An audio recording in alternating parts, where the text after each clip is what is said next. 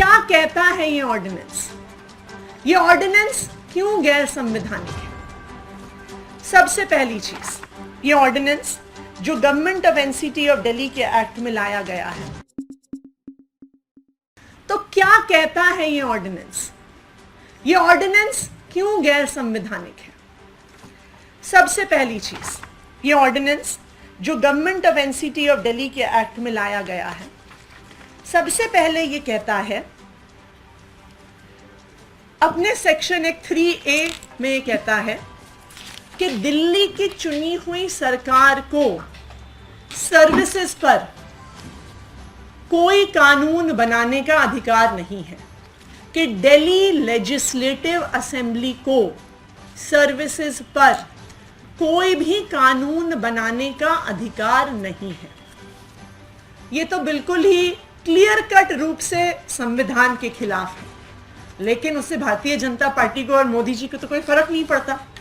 तो पहला प्रोविजन वो सबसे पहले इसमें करते हैं कि सर्विसेज पर कानून बनाने की ताकत दिल्ली लेजिस्लेटिव असेंबली के पास नहीं है, नंबर 1। नंबर 2, कि दिल्ली में ट्रांसफर पोस्टिंग की ताकत, एक नई अथॉरिटी बनाई जाएगी, national civil services authority.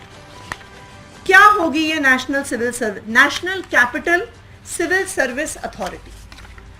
Transfer posting के लिए एक नई अथॉरिटी बनाई जाएगी, national capital civil service authority. इस अथॉरिटी में 3 मेंबर होंगे।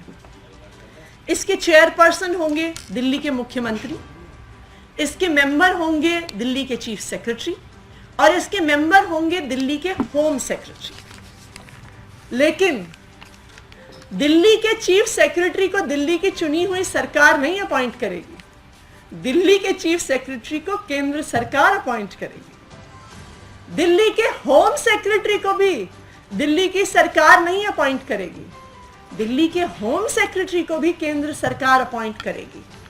तो ये जो national capital civil service authority बनेगी, उसमें दिल्ली के चुने हुए मुख्यमंत्री चेयरपर्सन तो होंगे, पर वो माइनॉरिटी में होंगे, वो निर्णय नहीं ले पाएंगे, क्योंकि national capital civil service authority, ये अध्यादेश कहता है कि national capital civil service authority सिर्फ और सिर्फ मेजॉरिटी से डिसीजन लेगी। तो इसमें जो भी निर्णय होगा वो केंद्र सरकार के 2 ब्यूरोक्रेट्स के अनुसार होगा, दिल्ली की चुनी हुई सरकार के अनुसार नहीं होगा। और ना सिर्फ इतना, अगर गलती से इस नेशनल सिविल सर्विस अथॉरिटी ने कोई ऐसा निर्णय ले लिया जो केंद्र सरकार को पसंद नहीं है, तो उस निर्णय को पलटने का अधिकार लेफ्टिनेंट गवर्नर के पास होगा। इसका मतलब यह हुआ कि पहले तो कोई निर्णय हो नहीं पाएगा चुनी हुई सरकार के द्वारा, लेकिन अगर गलती से भी ऐसा निर्णय हो गया तो फाइनल पावर उस निर्णय के ऊपर एलजी साहब के पास रहेगी।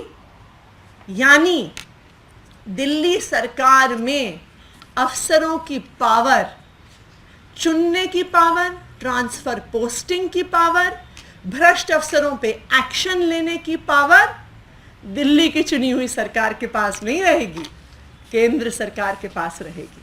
देश और दुनिया की तमाम बड़ी अहम खबरें देखने के लिए बने रहिए हमारे साथ। खबरों का त्योहार हम है शुभ 24 परिवार।